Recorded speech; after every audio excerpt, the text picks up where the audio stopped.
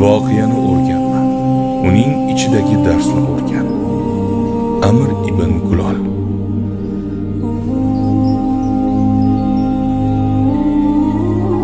Daryo qoyalarni shiddatli kuchi bilan emas, balki muloyim qat'iyati bilan parchalaydi. Miyamoto Musashi.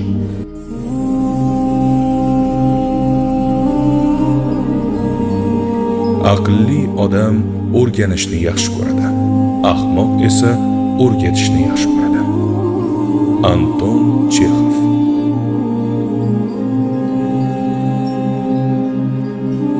Yuta olishga ko'zing yetmagan bo'lakni tishlama.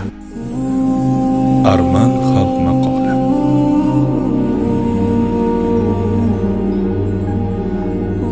Muvaffaqiyatning 80% kerakli vaqtda, kerakli joyda bo'lishdir.